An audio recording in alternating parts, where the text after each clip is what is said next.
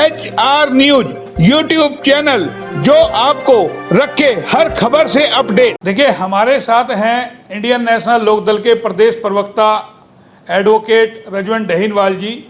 एक बार इनसे चर्चा करेंगे क्योंकि लगातार 2 डिस्ट्रिक्ट में SP का तबादला हुआ है और प्रदेश की कानून व्यवस्था महेंद्रगढ़ की लगातार हम देख रहे हैं किस तरीके से एक के बाद एक वारदात हो रही है और उसी तरीके से रेवाड़ी में भी लगातार वारदातें हो रही है। तो किस रूप में देखते हैं इन तबादलों को, क्या उनका कहना है, सीधा बात करेंगे एडवोकेट रजवंत दहीनवाल जी से। रजवंत जी, क्या कहेंगे जो ये स्थिति लगातार हो रही है, किस रूप में आप देखते हैं जी प्रवक्ता? देखिए, तबादला होना रूटीन का काम है और तबादले अक्सर होते भी रहने चाहिए। अगर एक जगह कोई भी अधिकारी अगर जमा रहता है तो वो अपनी मनमानी चलाता है और ये तबादलों में कोई खामियां नहीं है, तबादले ठीक है। लेकिन जिस प्रकार से एक मंत्री की स्टेटमेंट, एक मंत्री का ऑडियो वायरल हुआ है, वो बेहद चिंताजनक है। वो किस प्रकार अपने वीडियो में, ये बिल्कुल ऑडियो में बिल्कुल कह रहे हैं कि भाई हमारी मानती नहीं है, बेटी बचाओ बेटी पढ़ाओ का इन्होंने अभियान चलाया है और एक महिला अधिकारी, एक बेटी के बारे में जिस प्रकार की वो अभद्रता कर रहे हैं, भाषा का प्रयोग कर रहे हैं, वो बेहद चिंतनीय है, सोचनीय है। ऐसा नहीं करना चाहिए था। इससे पहले भी हमारे रेवाड़ी के विधायक जी थे, वो भी कह रहे थे कि भाई रेवाड़ी की SP मेरी मानती नहीं है, उनका भी वो नहीं है। जब विधायक का, मंत्री का ये हाल है कि अधिकारी उनकी नहीं सुनते तो आम जनता का क्या होगा, ये आप भली भांति जान सकते हैं। नहीं, कोसली विधायक ने कहा हो तो CM से सीधा उन्होंने शिकायत भी की थी। आप जो इशारा कर रहे हैं वो लक्ष्मण सिंह यादव जी का कर रहे हैं। नारनौल में विधायक है, क्या लगातार क्या लगता है जो सरकार में लोग बैठे हैं उनकी प्रशासनिक अधिकारी न सुनते हैं न मानते हैं? देखिए, हम बता चुके हैं इस चीज़ के बारे में कि सरकार विफल कहाँ है। सरकार यहीं पे ही है कि जब इनके अधिकारी इन्हीं की नहीं मानते तो फिर मानेंगे किसकी? कहीं पे भी जाएंगे, काम अधिकारियों को करना होता है। सरकार की पकड़ अधिकारियों पर इतनी होनी चाहिए कि वो एक फ़ोन पे उनका काम करे, आम जनता का काम करे। आज विधायक अपने फ़ोन करते हैं, उनके फ़ोन नहीं उठाते, ये पहले भी आ चुका है। और उनको किसी भी तरह का रिस्पॉन्स ना देना, तो ये जनता के साथ एक बड़ा अन्याय है। क्योंकि वो अपनी समस्याएं लेके विधायक के पास जाए और विधायक अगर काम के लिए कहे और उसके अधिकारी फ़ोन ना उठाए, क्योंकि जब विधायकों से नहीं मिल पा रहे अधिकारी तो फिर आम जनता से तो कैसे मिलेंगे? लेकिन एक चीज़ निकल के आती है लगातार जो हम देख रहे हैं प्रदेश की कानून व्यवस्था, रेवाड़ी में भी एक के बाद एक वारदात, कई लोगों की दुकानों से पैसे छीन लिए जाते हैं, जेब से निकाल लिए जाते हैं, कई गोलियां चल जाती है, घरों में घुस करके गोलियां मार देते हैं। नारनौल में आप देखेंगे लगातार 2 वारदातें हुई। ये तो क्या लगता है, क्या प्रदेश सरकार के हाथ से कानून व्यवस्था निकलती जा रही है? दूसरा, लॉकडाउन को लेकर के कभी शनिवार बंद करो, कभी इतवार बंद करो, कभी सोमवार बंद करो, एक के बाद आए दिन प्लान बदल रही है। क्या लगता है, सरकार पूरी तरीके से विफल है या व्यवस्था नहीं बना पा रही है या नहीं समझ पा रही है किस तरीके से कानून व्यवस्था को और प्रदेश को चलाना है?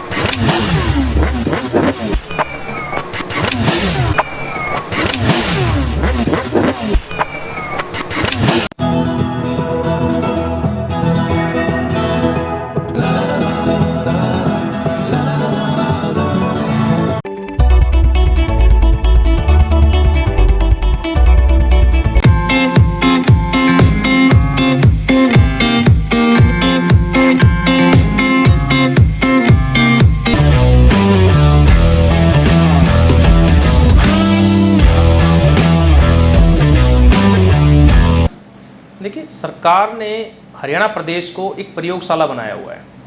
रोज़ नए नए अपने तुगलकी फरमान जारी कर दें और उन फरमानों के बाद अगले दिन ही जनता तक वो मैसेज जाता भी नहीं है। जैसे भी आप सैटरडे संडे की बोल रहे हैं कि बाजार सैटरडे और संडे को बंद रहेंगे, वो प्रॉपर मैसेज लोगों तक पहुंचा भी नहीं था। अगले दिन फिर मैसेज आ गया कि सैटरडे संडे को बंद ना रह के सोमवार मंगलवार को बंद रहेगा। तो ये तुगलकी फरमान एक प्रयोग कर रहे हैं कि जहाँ पे जनता अगर विरोध कर दे उसको वापस ले लेते हैं, अगर विरोध ना करे तो उनको चले जाए। इनको किसी के नफ़े नुकसान से कोई फ़ायदा नहीं है। बात करें अगर हम नारनौल की, तो कानून व्यवस्था की, कानून व्यवस्था आज पूरी तरह से चरमरा चुकी है। नारनौल में एक व्यापारी के ऊपर गोली चलाई जाती है, उससे फिरौती मांगी जाती है। उसी के साथ BJP के लीडर और उसके बेटे के ऊपर घंटी बजाकर और उसके गोली मारी जाती है। तो सोचो, जब BJP के लीडर के बच्चे ही अगर सुरक्षित नहीं हैं तो फिर आम जनता का क्या हाल है। और अगर हम रेवाड़ी की बात करें तो रेवाड़ी में भी इस तरह की घटनाएं रोज़ होती रहती हैं।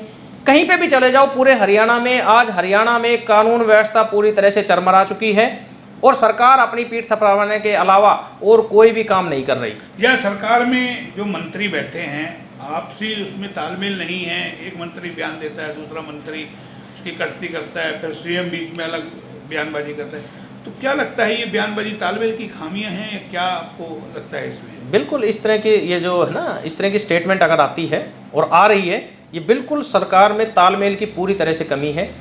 मुख्यमंत्री और उप मुख्यमंत्री इन दोनों की इस तरह से वो बनी हुई है कि एक आदमी, उसके अलावा सरकार में किसी से भी इनका कोई कम्युनिकेशन नहीं है। ये दोनों केवल अपनी सीएम की सिर्फ एक की है कि किस प्रकार से अपनी सरकार बचाए रखें। इसलिए वो आज प्रदेश में 9 घोटाले होने के बावजूद जो जीरो टॉलरेंस की बात करते थे, मुख्यमंत्री जी ये कहते हैं कि किसी भी प्रकार का घोटाला नहीं हुआ है, जबकि होम मिनिस्ट्री ये कहते हैं कि घोटाले हुए हैं, उनकी जांच कराएंगे। तो ये सरकार का तालमेल यही है और मुख्यमंत्री उन पर पर्दा डालने का काम सिर्फ इस वजह से कर रहे हैं कि अगर उप मुख्यमंत्री पर आरोप लगे और वो आरोप की अगर जांच कराई और वो सत्यता अगर सामने आई तो निश्चित तौर पर सरकार गिरेगी और वो अपनी कुर्सी को बचाने के लिए इस तरह का उनका सहयोग कर रहे हैं। जीरो टॉलरेंस वाली बात पूरी तरह से फ्लॉप है। विपक्ष कहीं ना कहीं पूरी तरीके से नाकारा एक तरीके से हो गया, चाहे आप हो चाहे कांग्रेस हो।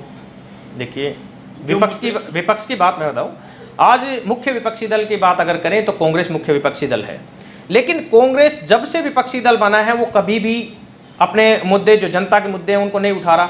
अगर जनता के मुद्दों को अगर कोई उठा रहा है, सड़क पे अगर कोई लेके आ रहा है, जनता की जो घोटालों को उजागर कर रहा है सरकार के, तो चौधरी अभय सिंह चौटाला जी हैं। सरकार जो पक्ष और विपक्ष दोनों एकजुट हो चुके हैं और उनकी एकजुटता का फायदा सरकार उठा ले रही है। जनता उस दोनों के बीच में पूरी तरह से पिस रही है। अभय सिंह चौटाला भले ही एक नेता हो, लेकिन वो एक नेता ने पूरे सरकार के नाक में ऐसी नकेल डाल रखी है कि मजबूरन उनको अपना फैसले वापस लेने पड़ते हैं। और भूपेंद्र सिंह हुड्डा जी की अगर बात करें तो कांग्रेस की जो है वो सिर्फ अपने केस को, जो उनके ऊपर जो जमानत पे जो चल रहे हैं, किसी तरह ये सोच रहे हैं कि मैं सरकार के खिलाफ कोई भी ऐसी स्टेटमेंट ना दूं। अगर मैंने सरकार के खिलाफ अगर कोई स्टेटमेंट दी तो मेरे जो जिस पे जमानत में चल रहा हूं मैं, कहीं ना कहीं मेरे वो केस दोबारा उजागर ना हो जाए। हमारे साथ एडवोकेट रजवंत दहीनवाल जी, जिन्होंने सीधा सीधा आरोप लगाया है कि कहीं ना कहीं जो कानून व्यवस्था है पूरी तरीके से फेल हो गई है, जो व्यापारी वर्ग है वो कहीं ना कहीं आज पूरी तरीके से परेशान है। बार बार ये लॉकडाउन के लिए जो समय बदला जा रहा है उसको लेकर के, तो कहीं ना कहीं सरकार को एक बार व्यापारियों के हित में जरूर सोचना होगा। कैमरा पर्सन पंकज के साथ मोहन लाल, HR न्यूज़ रेवाड़ी।